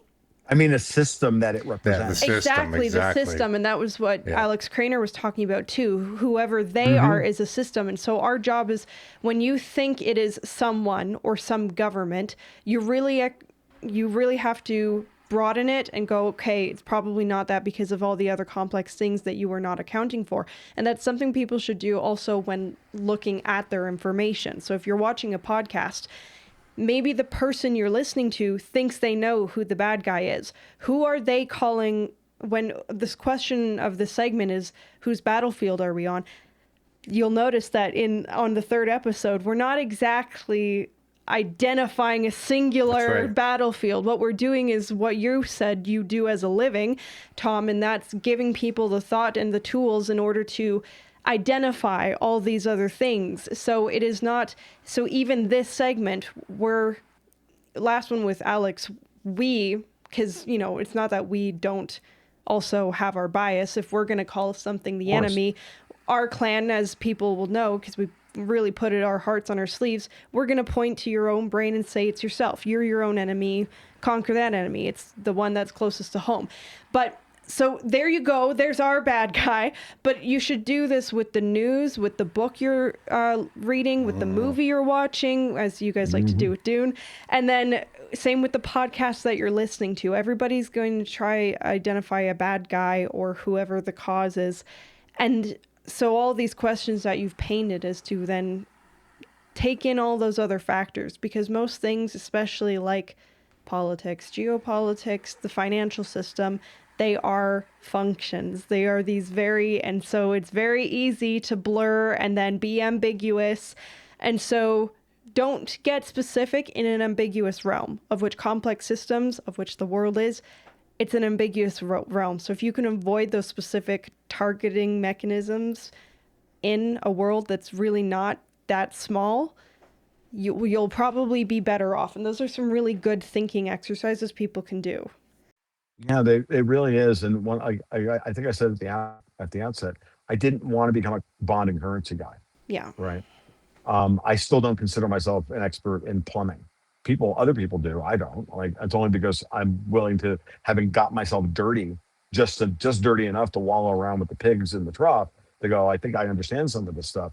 What's funny is that by me talking about it in what I would consider, ultimately kind of my compromised way. It's a compromised way because I'm looking at it from a political perspective, and trying to fit the motivations of why someone would use the markets in a particular way to push a particular outcome. That's my operative. That's the way I approach these things. When I sit down to chat with Vince Lanci, he's of course literally watching the dudes that he knows that he's been trading against for 35 years and knows how they operate, and he's looking at it from that perspective. So whenever we do a podcast together on my show, it's always the differences of how we have two completely different processes and come to similar conclusions. And so I use Vince, I'll be honest with you, I use Vince as an error check for a lot of what I'm seeing. And some of it may just be, bullying, like intellectual bullying on my part. I'm not going to even argue that that's not possible, that I'm not capable of doing that, because I'm not more than capable of doing it, but I'm not trying to do that. So I've seen you accidentally run over people. Oh, yeah, me? I figure it's just a part of your disposition. I throw a very mean left elbow. Carney would love you. Elbows up. That's what got elbows all the liberals up, to, Yeah, but they don't realize that you throw an elbow from your feet and your hips, and then you impact the jaw and you put the guy down, because, I'm old now, so I can't really throw ridge hands at people anymore. And haymakers are dumb. They only work well in the movies. So it's. Well, when I'm working with when I chat with Vince, and Alex is another good foil for this, and other people are as well. But Vince is the perfect example of this because he and I see the world so differently. And in many ways, I've begun to teach him how to marry what he's seeing in the capital markets to the geopolitics. But he's already got the good strategic mind. He's already got the good, he's got a great strategic mind. It's just like kind of cultivating it and then watching him blossom has been, it's been a phenomenal process, to be honest with you, because he comes up with things, he comes up with insights and things really, really damn fast, and that have been a great help to me. I'm like, oh, cool. No, Vince came up with that idea. I'm just making it. I'm just trying to make it popular because I think Vince is right, right. Mm-hmm.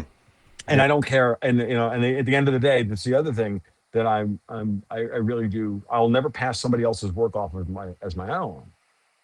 And that's another reason why that I'm not a gatekeeper, or at least I don't believe I'm a gatekeeper, is because I'm literally saying I learned this from this guy. I stand on this guy's shoulders and I go, you know what? That was a great idea. Let's build on that. I'm going to take that. I'm going to work with it. I'm going to build on that. You never really try and pass off someone else's work as your own. That way, always try and give credit where credit is due. And there's two reasons for that. One, I was just trained that way, right? So I was trained as a scientist. At the end of the day, if it was your idea, you get the co-authorship on the paper or whatever it is. You get and because it's a collegiate atmosphere, because your goal is to get to good data. Your goal is to get tease signal out of the noise, right? By minimizing the noise and amplifying the signal as much as possible. So that's what we try to do. And then the other reason is, look, at the end of the day, like, I don't want people coming back to me and go, dude stole my idea. Like, who the hell wants? I don't want to live like that. I don't want to have to defend that. Like, why not just be honest and go, I learned that from Vince, or I learned that from Alex, or I learned that from this guy, or I learned that from that guy, or I was chatting with this guy the other day and he said this, and this is the conclusion we drew, and I'm going to run with it here, right?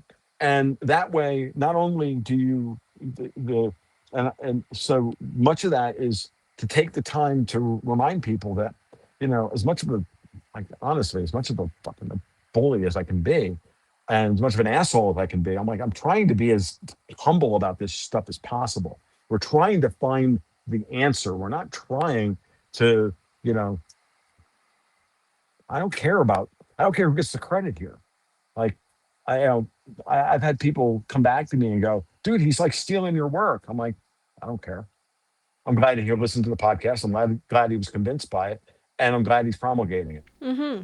Yeah. I used to say this about Alan Moore, the comic book writer Alan Moore, who would, every time DC would make a movie of one of his work, he would complain about it bitterly because it was against his artistic vision, or it didn't quite jive with what he originally wanted what he was talking about. And I'm like, well, I would take the opposite approach and go, if anybody thinks enough of my work or anything I've ever said to then want to take that and build on it and do something else with it, I consider that humbling. Yeah. I'm like, yeah. Really? You thought that was valuable to you, and now you're going to take that and run with it? I'm grateful for that. If somebody wanted to take, you know what I mean? Like, I get that. That gets thrown back at me all the time, and I'm like, aren't you angry about that? I'm like, why would I be angry about it? Ideas are not. They're not mine. I don't have copyright on this shit. Like, what? I'm going to give you a copyright. I'm going to give you a copyright strike because every time somebody uses, I want 25 cents because every time somebody says SOFR versus LIBOR. Like, really? Like, Crypto Rich would owe you the most money. Well, what I would argue then is that's how I'm not a Jew. No, that's Sorry. They have the patent on it, and that's how they pay you your $7,000 a month. That's how they pay me my 30 pieces of silver every month, which is now, I'm no longer part of the $7,000 club because it's now worth about $22,000. The funny thing about actually the mirror neurons and the nerves that you just talked about is that there was a time in our culture, and I mean, I'm starting to see that this is shifted, and this is going to be specific to the Gen Xers because we're supposed to play outside and go do crazy things. But even when I was on the rigs, when you're looking at those around you for guidance in order to be able to get through like one of the most dangerous land-based jobs in the world, and you would get those gatekeepers, you'd get guys that wouldn't want to invest in other guys because they were thinking it was job security. And then, I ended up having to like be sort of that mind that came to the old school guys and said, if you are not willing to invest in me and share your knowledge so that you're not just putting me into the reading of the mail in order to learn things, because everybody's downstream of reading someone else's mail to come to some knowledge, but that's all still theory. That's theory on paper, or it's academic. But if you're not going to actually like, give me the knowledge that's necessary for me to be successful at this, and if you don't see that by me being successful on your drill floor, this is going to make you look good as my leader, as the benefactor of my labor for this operation to succeed. Mhm. And it just, we've lost that sense of actually being honored when somebody emulates what you do. Because there means that there's obviously, I mean, that was, they say, the ring of truth, like it resonates with me. Like that's supposed to be a vibration that you're going to want to harmonize with people, would you not? Mhm. Yeah, no, I agree. I'm like, let's all. I want everybody to level up. And if I'm wrong, I'm wrong. But like, prove me wrong. Dark Souls, Like that's get good. yeah, yeah. The get Like good it's me. not hard. Yeah. Once you get good, yeah, exactly. Like I think that's my. I think my daughter's throwing that one at me every once in a while. The inveterate gamer that she is. Yeah, Um, that literally came and from Dark Souls. Yeah. Yeah, I'm sure it did. Actually, I never played Dark Souls, so I don't. I just failed at Ascension 9 on Slay the Spire this afternoon before we got started. Oh my Um, god. so my daughter, on the other hand, has already beat the thing on Ascension 20. She's insane. She's been playing the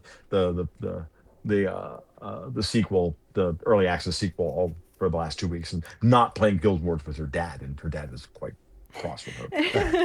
But I not really, because she's also been working a crap ton of overtime, which I like to conveniently remind her. And you're not getting taxed on that anymore because of because of creamsicle Hitler. And she's like, Dad, it's true. The reality is that you do always want people to you don't put your information out there, um, what your observations about the universe out there, to have control over them. If I wanted to have control over them, I would have written a book and would have copyrighted the book, and then I would have hired a team of lawyers. I'm doing open source podcasting Mhm. and saying to everybody, um, this is a form of advertising for the work that we do.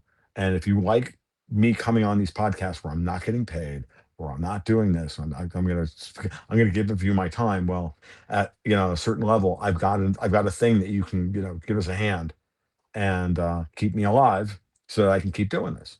And if you don't want to do that, that's fine. At some point, it'll go away, or it won't, or I'll go find something else to do with my life.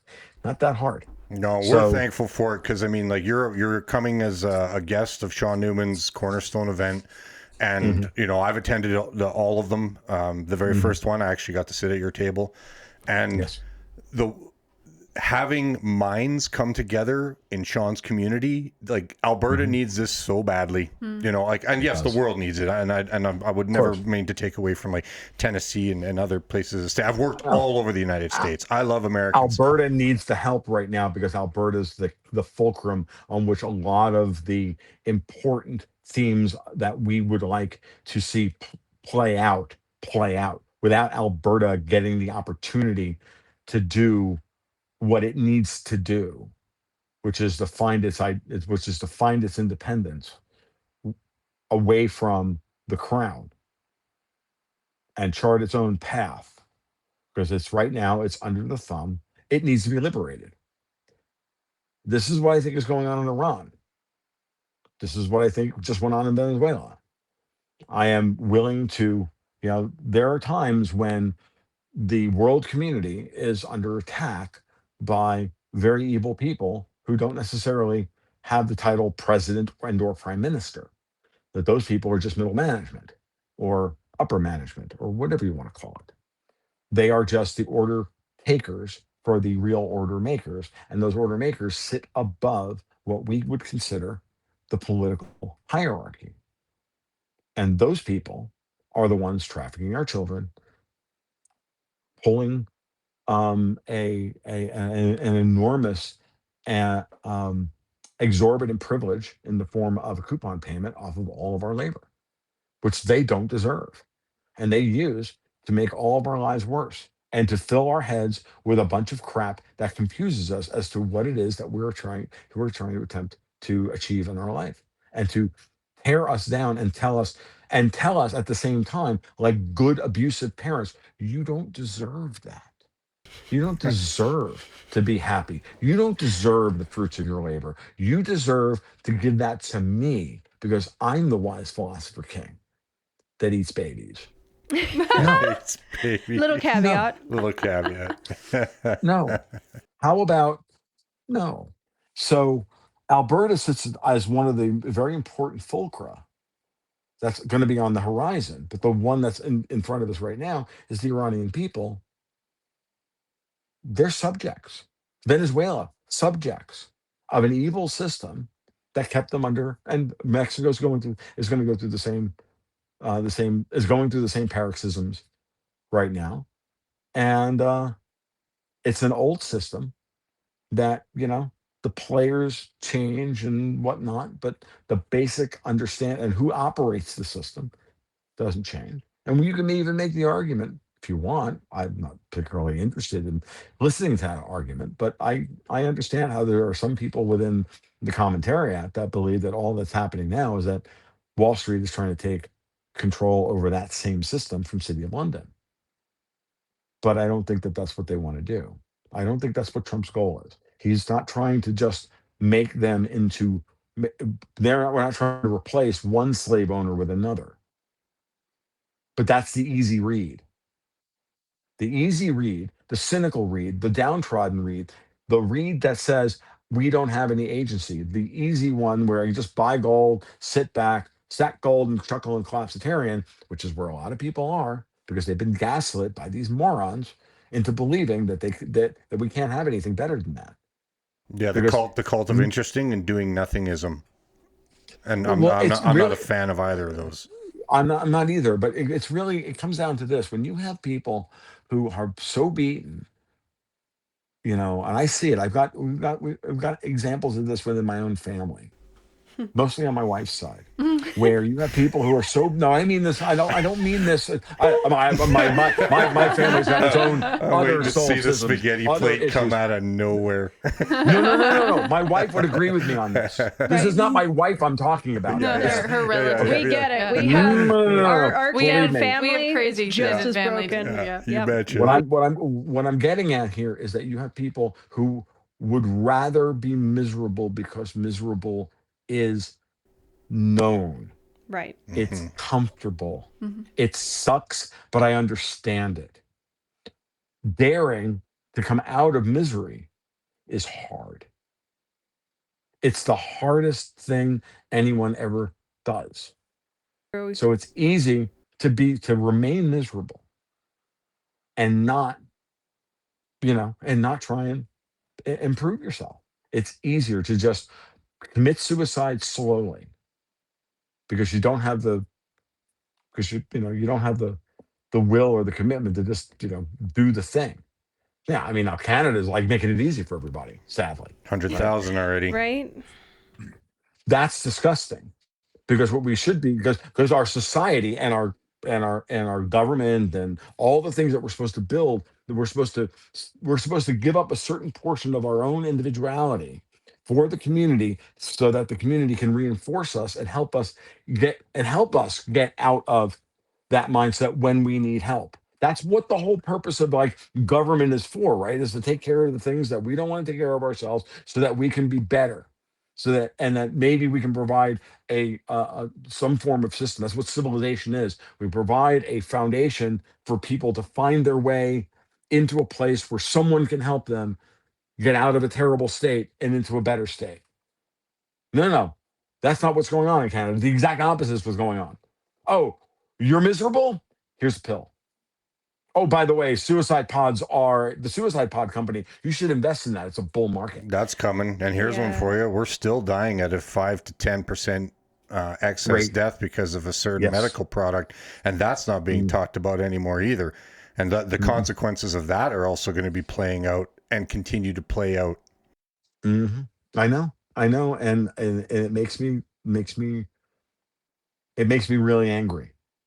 I don't like to talk about it because when I do, then the propensity for me to just get really angry and start looking at my rifle collection going, Yeah, I don't no know. more colorful metaphors. We're gonna go solve this ourselves. Yeah, I'm just, yeah, I know exactly where I need to go, and I don't care about whether I'm shooting the right people. You know what I mean? Like at that point, you don't care, but that itself is also an interesting Yeah. reaction because that's a reaction they want to get out of you. They want to put you on tilt. So what you have to do at that point, when they call you a conspiratard or a magatard or a racist or this, you have to do Separatists here in Alberta. We're separatists Traitors. now. We're traitors and you separatists. traitors. What you say is you agree and amplify.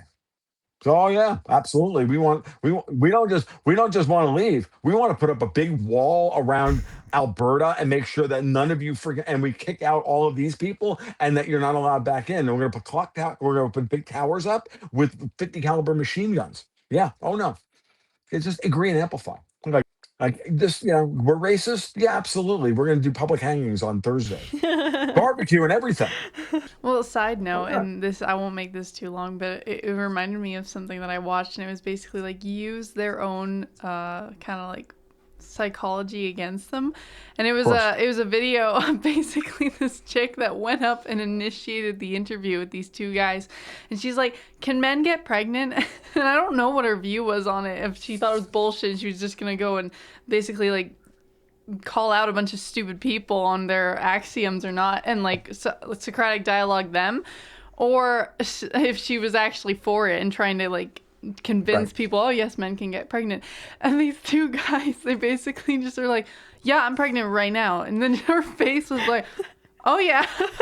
and then she was like, how do you know you're pregnant? And then he's like, oh, like, I was pretty hungry this morning. And I can feel, like, the grumblies in my stomach. And she's like, is that, like, how do you know that you're pregnant? Like, that's just you. You could just be hungry. He's like, oh, because this is my second child. I've already done this before. And then she's like, oh.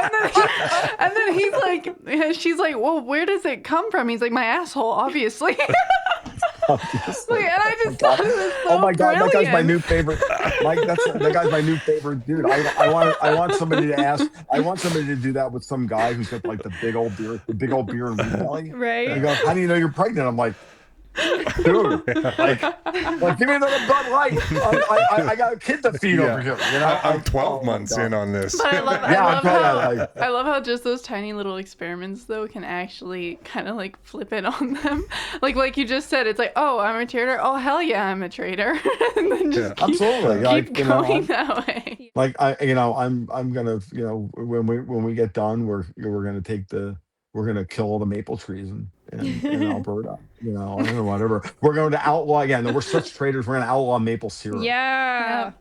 Yeah, totally. Or whatever it is. Pick something, and we're no. Actually, you say we're such traitors. We're only gonna play 4-on-4 hockey. So only 4-on-4. shootouts only. Shootouts only. We're just going to dispense with the hockey anymore. Just shootouts. Well, But yeah, that's what I would. That's the one thing to do is like remember in all of this that I know I say it a lot, but I'm going to remind everybody, like, if you're not having fun, you're doing it wrong. Like, Right. yeah, no, I've been in many. I went to college. I had a degree. A lot of classes where the guys were just phoning it in, and then there were other, and you have other people who are like, who everything they said stays with you for the next 40 years. And for me, that guy was my research. Became my research director, and I almost went to graduate school with him. And I almost went on a completely different path in my life because that guy was, again, another big friggin' smart Italian, like with a crazy smart, makes me look like an idiot, to be honest with you. And brilliant and engaging and all of it, and could make quantum mechanics fun. Like solving Hamiltonian operators for the 2D rigid rotor, and he made it fun at 8:30 in the morning. I'm just trying to captivate it enough to understand what the hell's going on. And he's like coming in like a house on fire. I'm like, well, there's only 5 of us in the room, and that's how sad. I mean, even back in 80, this will be like 1990, 1981. Even back then, we knew that we were in trouble in terms of what we were graduating, in terms of the number of people that were graduating in the right thing. At the University of Florida, when the chemistry department is graduating 5 people, that's a bad sign.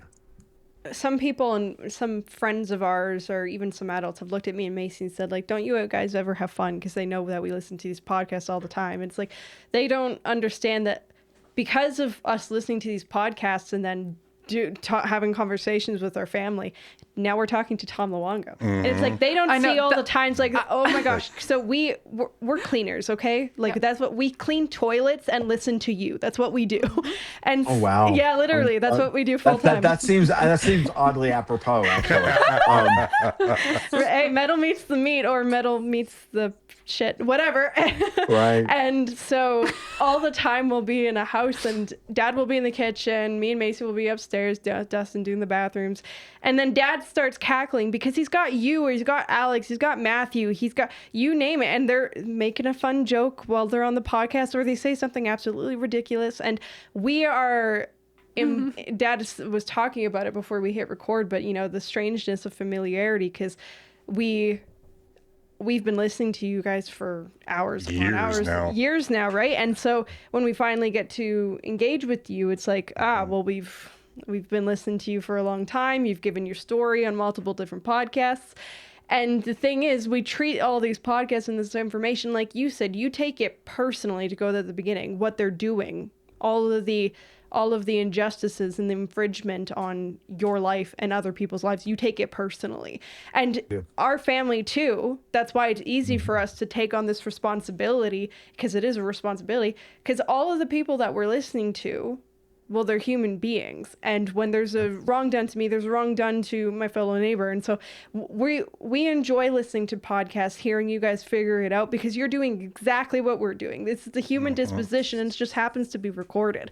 And so it puts fun in responsibility, and it's a mode of attention people sometimes don't understand. And like you said, it's hard. Like, I remember my first podcast, I think it was with Matthew, and he was talking about Canadian history and the railway and how it was given to us, and he lists 30 different figures, and I didn't know one of them. Like, I had just gotten out of like school, and I think I know Canadian history, and he lists 30 people, and I can't tell you who one of them is. And he's talking about the railway that we did chapters upon chapters on in school. I felt like an utter moron, but it was really also fun, because I thought, oh my God, the world is about to get so much bigger. And I was like, I have so much to look forward to. That's phenomenal, right? Because the other thing you get is that now you have a record of it, and you can always go back and listen to it again. Right. You can now go back through all of that and go, okay, well, was Matt full of shit, or was he not, or what was this? And then I can learn this, and then, that interfaces with that, but he's only looking at it from this perspective, and then there's always these 4 or 5 other ways of looking at it, and there's and this is one of the things. This is it's funny, every once in a while, right? I don't like to do history because I'm not a historian, right? And my business partner is, and he gets mad at me whenever I try to do history, because he's like, dude. But he does. He's like, just got to remember that facts matter, right? And that at the end of the day, sometimes history really is just a bunch of shit people did, right? And there's nothing wrong with coming to that conclusion about certain things, right? For what we're doing right now in a crisis period like we're living in right now, I think that kind of thinking is both necessary, but also sadly a luxury, right? And the reason it's a luxury is because we're in a state now where every action that the major power brokers are making is monumental, because we're spiraling towards endgame in this particular period of history. Yeah, for this chapter.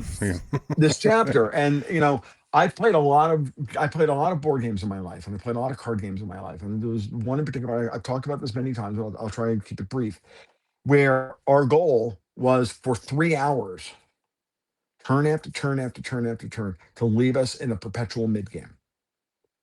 Now you understand, opening game is where everybody sets their strategy and this sort of thing. Then the mid game, everybody starts mixing it up, and then eventually the mid game starts to fall apart until somebody wins. When you've lived in that world, like I have for honestly thousands of hours, I didn't realize I was doing this kind of analysis, is training my brain to see the world this way. Understand that that's what we're in. That's what the last 150 years has been. It's been the perpetual mid game promulgated by the City of London, the remnant of the British Empire, to keep it in a mid game position for as long as possible. Because, well, as long as we're in the mid game, they're winning. Because no one can win, because they're pulling their whole superpower is they feed off of the chaos of the mid game. They feed energy, they siphon energy like a vampire off of us fighting amongst ourselves for scraps over their mid game, which they designed the rules of the game for. Someone just said, no, we're not playing that game anymore. And now we're going to spiral towards endgame, because the system that they built to drive this mid game and their engine of and their siphon, their engine, the siphoning off of this engine, our life, has reached its logical conclusion. They can't lever up the debt anymore. They can't do that. They can't do it anymore. And so, because of that reason, we've all been feeling it our entire lives. At least I have, and your dad has. Speaking to the girls, because we've lived in this for so long, we think that that's just a normal state of being, when that's a very abnormal place to be in history. Like I said, but for a lot of people, that misery is comfortable. It's the thing they know. And so watching it spiral towards endgame is scary. It's And a funny. lot of people It was a really good crash out quote by Cynthia. Cynthia Chung had sent this on in one of her articles. And she said, you know, it's the standard, the devil you know versus the devil you don't. And she said, but I have a question, because if the devil you don't know you've never met, how do you know it's a devil? And it's just that simple. The devil you know, the devil you don't, you've never met it. How do you know? And that's and why would who's defining him as the devil? exactly. So that's the question. I actually have that in the description of this segment, because if somebody has given you a devil, your job is to say, okay, so who gave you the devil? Okay. Right. They told you that this was the devil. Who gave them the devil? Putin's the devil. That's right. Yeah, Putin, Xi, China, whatever country, Trump. Iran, Trump. Trump. It's like, okay, that's your devil. Who gave it to you? Now wait, who gave it to them? Because somebody gave it to them. Because we are not isolated entities. Like you said, ideas are not just, ideas have us. We don't have ideas. And so Right. you got to follow the trail. Who gave it to you? Who gave it to them? And then And guess what? And invariably, what I found is very simple. They were all given to us by the same people. And that's why that's why the vector dot product solves to there. That's been my experience. I'm saying to the audience, you're free to disagree. But if you're free to disagree, you got to put receipts on the table as to why it's somebody else. And I'm not going to go back 2,000 years, because the structures that were put in place 2,000 years ago are not operative today. Echoes of them are. Yeah, the system has a reverberation that's managed to, but you're Right. You're right. You're obviously dealing with We're in different players this at the table, moment. right? Yeah. We're in, and this is part of the reason why I find all of that discussion about the Rothschilds and the Vatican and Rome and the city states and all that stuff's fascinating. It's cool. It's not operative. It's informs where it came from. So there's aspects of it that are there, but you only need to go back so far. I go back to the formation of the Bank of England in 1694, because this is a monetary system. This is a modern experiment in money. So it starts with the formation of the second iteration of the institution that began us down this path. Because everything that happened before that was done under a different system. Yes, this system is the inheritor of that system, but that system is no longer operative. Yeah, like the Venetian to the Dutch, and then because of the Dutch markets, that's how they built. Right. It's been depreciated, and now we have this system. There are aspects, there are families involved in both that they've transferred from one to the next, sure, there's continuity, all of that stuff, that's fine. But if you think by tracing it all the way back to Rome or to here or to there or whomever, or to, I don't know, to the fucking Torah, if you want to do that, that's fine, but you're not actually learning anything. All you've done is traced a story. It's a story, but it's not the story. Right. Yeah.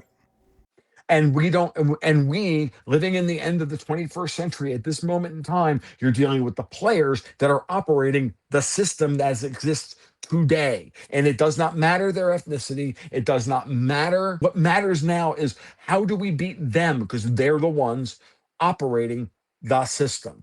Those people also happen to be inbred morons. So they shouldn't be very freaking hard to beat if we actually just start acting like we have a room temperature IQ. Not on to me. I'm gonna start like swearing in pigeon Italian. You know, when we do that, you know that this one, the podcast should be over, and two, you know, you got my guinea up. Like, this is all we need to do. And you've already got a big enough task trying to identify who it is you're fighting now. You want to try and like complicate things by getting, what do you want? You want to relitigate history, get reparations for 3,000 years ago?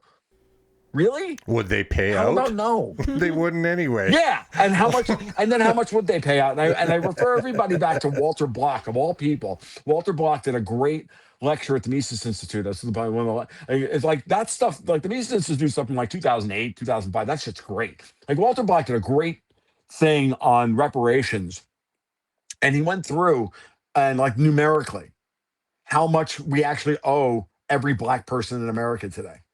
All the descendants of the slave owners to the slaves. He came up with like 4 cents when you like do the math. Yeah, he just went through. He said, "Well, there's this many people, and it's that, and they stole this much money, and blah blah blah blah." We can argue about how much money this and that. He kind of went through the whole thing. He's like, it might be, you know, like, yeah, some pocket change. You know, let's pick up the couch money. And go, okay, here, I paid my reparations. Now, can we move on with our lives? That's hilarious. Let's bring it all the way back to the topic at hand. What Alberta should reject wholesale. And if Canada's going to go that route, y'all need to go in the opposite direction. And I'm here to tell you that as an American,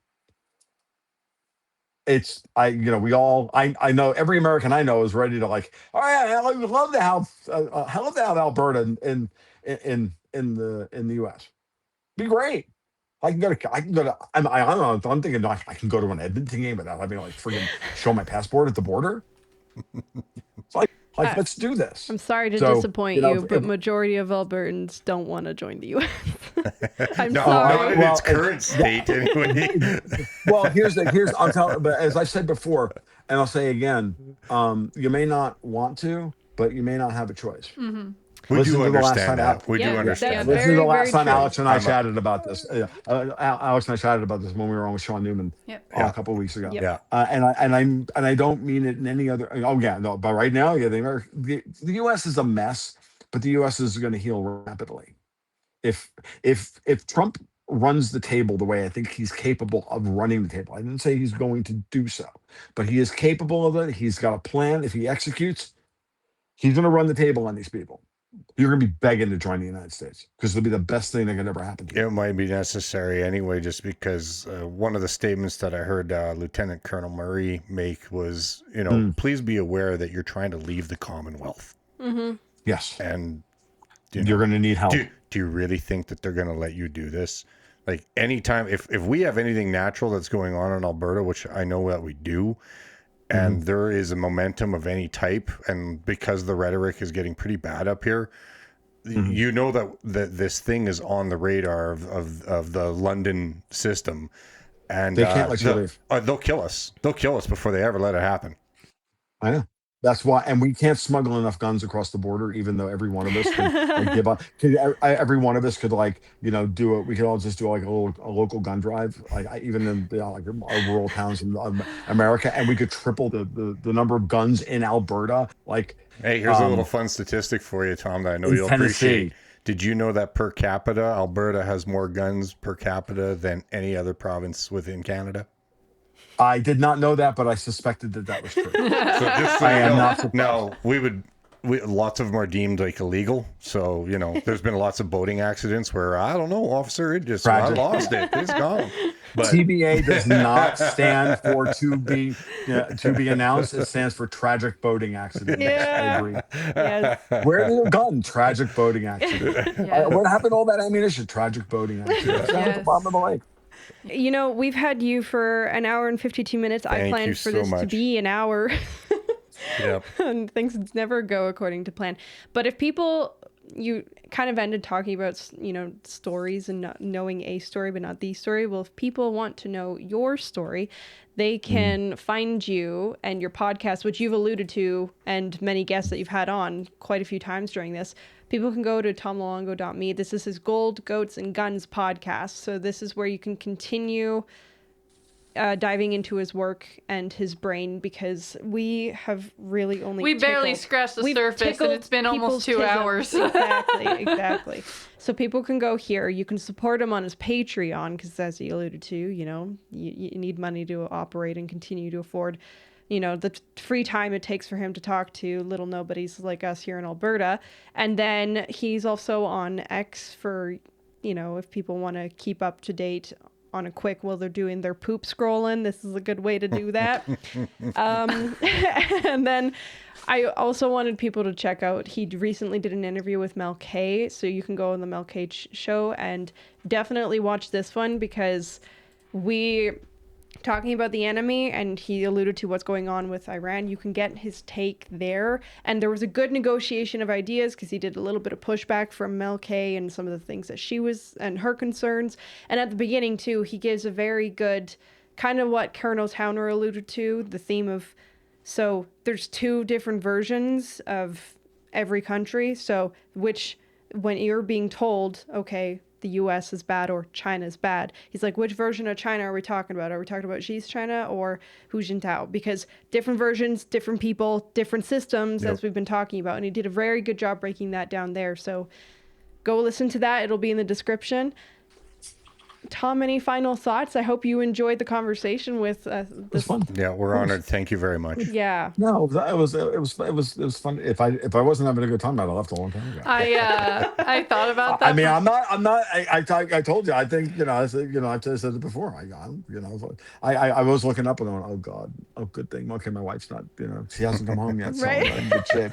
So thank God for thank the gods for 3-year-olds who adore my wife, who are now keeping her very, very busy while we. Well, do we this. adore your wife. Oh, We're yes. not 3, but that's good.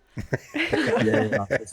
It's a great thing. No, I don't really have anything else to say other than we'll see each other in a couple of weeks. Yes, we will be there. Yeah. And we'll continue the conversation there, and we will see how this plays out. But understand, it's spiraling towards endgame. Endgame is messy. Endgame is dangerous, and it's gonna feel like you're losing while you're winning. It's not about the money. It's about sending a message. Message sent, Absolutely. everybody. Thank you for another episode of At Home with Holmes. Toodaloo. Bye.